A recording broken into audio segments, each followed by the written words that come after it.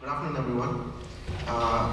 My name is Bala. I'm a PhD student at Center for Additive Manufacturing Metal, Camp 2 in short, at Chalmers University of Technology, Sweden. I mainly work with medium entropy alloys for laser-based powder bed fusion. And this specific talk is focused on one of the alloys that I work with, specifically cobalt, chromium, nickel, ternary medium entropy alloy system. So here we basically studied the influence of interstitial nitrogen as a solid solution strengthener for this alloy. I think we had quite a good introduction for the high entropy alloys from two speakers, so I'll get ahead a bit. So now, based on this equation for the configuration entropy, if you calculate the configuration entropy for, let's say, increasing number of alloying systems, you have you can classify the existing alloys or the normal alloys, and for example, three categories. Most of the conventional alloys fall under the category of low entropy alloys. And then with configuration entropy between 1R and 1.5R, we can classify them as medium entropy alloys, whereas anything above 1.5R, high entropy alloys. So this is why, since I have a ternary system that I work with, my alloys are medium entropy alloy system. Now, why interstitials, or why adding interstitials to these medium entropy alloys? So one reason these interstitials could improve the strength of these alloys, and not only that, but these can also reduce the stacking fault energy of these alloys, thereby enhancing these trip and trip transformations. So for example, for the specific alloy system cobalt, chromium, nickel that I work with, among the conventional systems, it's the addition of nitrogen as an interstitial is one of the well studied system, especially in terms of the strengthening. So it is well known, and the solid solubility of nitrogen can go up beyond 0.58% in the traditional manufacturing. So now, how does it compare this alloy with the other high entropy alloys? Now, so for example, if you look at these Ashby plot for yield strength versus fracture toughness, you can see that especially at the cryogenic temperature, the strength of these alloys is comparable with even the high entropy alloys. So now, just a short introduction of what this alloy is. It's a single phase FCC alloy. So what we did is basically addition of nitrogen, or we have two different versions. One cobalt chromium nickel without nitrogen, the other one cobalt chromium nickel with almost 0.188% pre-alloyed into the powder. Now, so the focus of this work or this talk is basically to look at how is the printability of these two alloys, and how stable is nitrogen as an interstitial, whether we have any loss during the printing or at high temperatures during the heat treatments and stuff. The printing was mainly done in EOS M100 LPBF machine. So this machine is equipped with laser with a spot damage of 40 microns, and then it can go up to 170 watts in power. So for the design of experiments, we did two-factor optimal DOA by varying the scan speed and the hash distance. We kept the power constant intentionally, and the layer thickness that we started with was 20 microns, and everything was pretty much printed in argon atmosphere.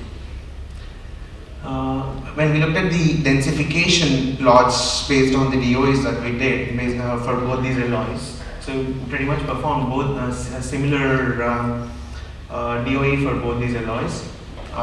What we can see is for both the alloys, the densification region is pretty much is very similar, whereas it's slightly higher for the nitrogen containing one, which we really don't know exactly the reason why, but it's actually good for us.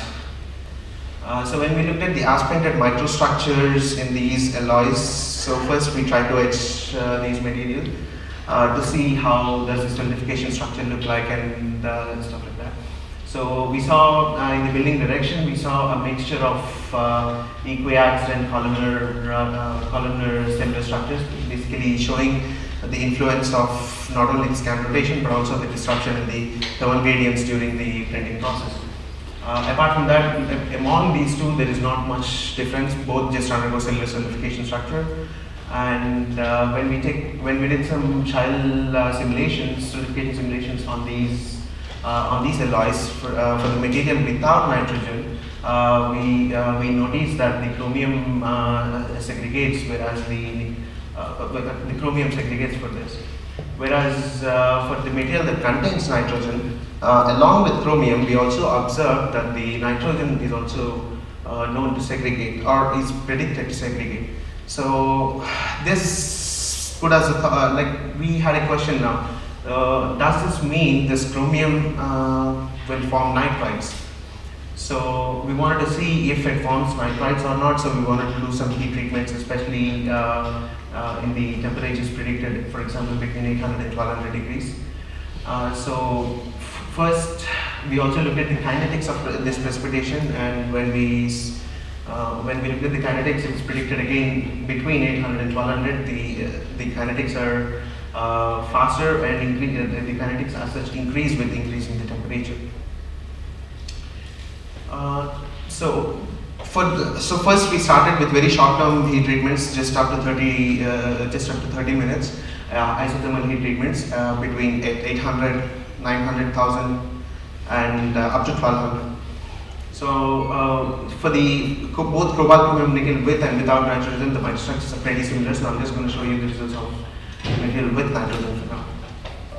So when you look at the arc-printed structure, apart from some primary oxides, primary chromium oxides, we don't see anything else in the microstructure. Of course, we also have a mixture of both fine and coarse grains.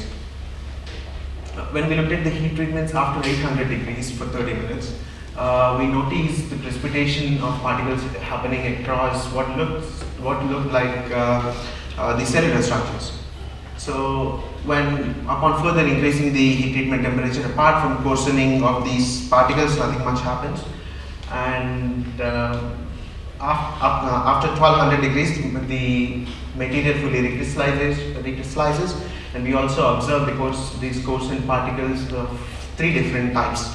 So when we try to characterize these particles of pretty much whatever different types that we observe in the microstructure, what we notice is pretty much all these particles are rich in chromium and oxygen, and no nitrogen-rich precipitates were observed.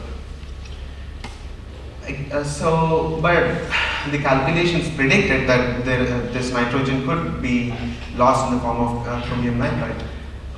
So we wanted to see, are the short-term heat treatments sufficient, or do we still need to push the material a bit more to so that we can observe the formation of these chromium nitrides. So in order to understand that, we again perform these isothermal heat treatments, basically this time long-term, starting from 24 hours up until 192 hours. So after 800 degrees for the cobalt, chromium, nickel, you don't see any change in the microstructure, you don't see any precipitation of new particles, of course. That's not what we are interested in here. We are mainly interested in the material that contains nitrogen. So when we looked at the microstructure after 800 degrees, after 192 hours, we noticed that nucleation, precipitation of some new particles happening across the grain boundaries. Now, with increasing the heat treatment temperature, for example, to 900, what we observed is for the cobalt, chromium, nickel, the material is pretty much 90% recrystallized, whereas the material that contains nitrogen, it is actually very hard to find the recrystallized zones as well during the microscopy. And when we did some ABSD on some smaller regions, what we found is pretty much this material is 90% recrystallized, whereas this one it's only 10% recrystallized. And after heat treatments, we also observe the particles that are nucleating across the grain boundaries. And when we did some EDS characterization, we observed that these particles are indeed finally chromium nitrides that are nucleating at the grain boundaries. So So we looked at the influence of mechanical properties, for example, first with the short-term heat treatments. For the short-term heat treatments up to 900 degrees, the hardness of both the materials is pretty stable, with nitrogen containing materials showing almost 30 to 40 HV higher hardness than these two materials. And upon reaching the heat treatment temperatures of 1000 degrees up to 1200 degrees, there is a gradual decline in the hardness of these materials. But the difference between these two materials is very similarly maintained around 30 HV. And we also looked at the aspirated tensile properties for these two materials, and we for the nitrogen containing material, it showed nearly 150 MPa higher yield strength and a similarly higher UTS as well. But we could only test up to the 40% because the extensometer that we had had a limit of 40%. Both the materials did not break even after the 40% elongation.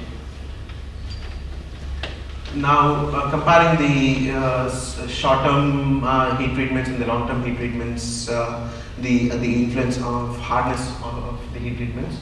When we looked at so for the short-term heat treatments, the material starts to soften around 1000 degrees Celsius.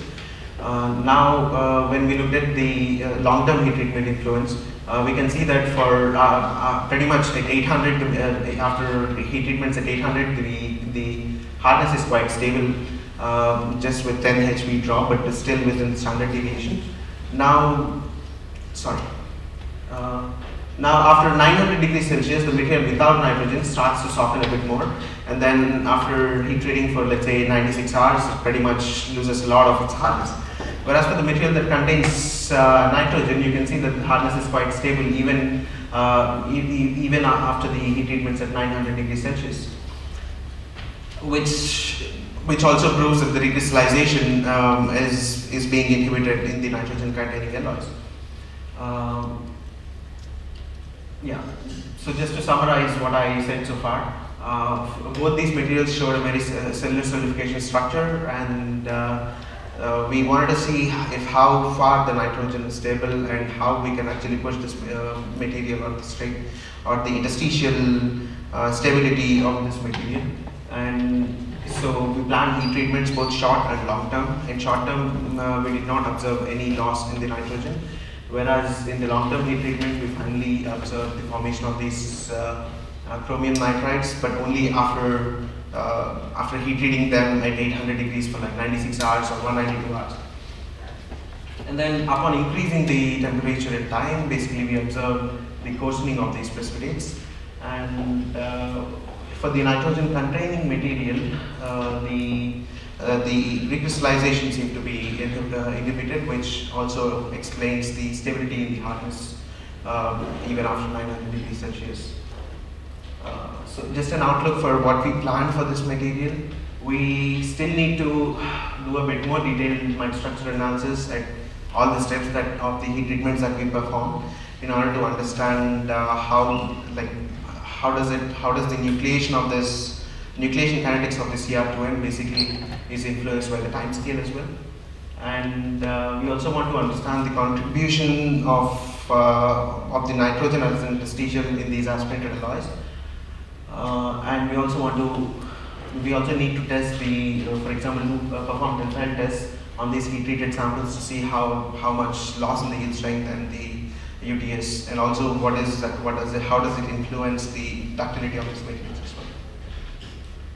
well. Last but not least, I would like to thank Vinova and Chalmers Area of Advanced Production for their support, and Hognas for giving me the pre-alloyed powders, for providing me with their support as well, and for Thermocal for their support with the databases. Thank you.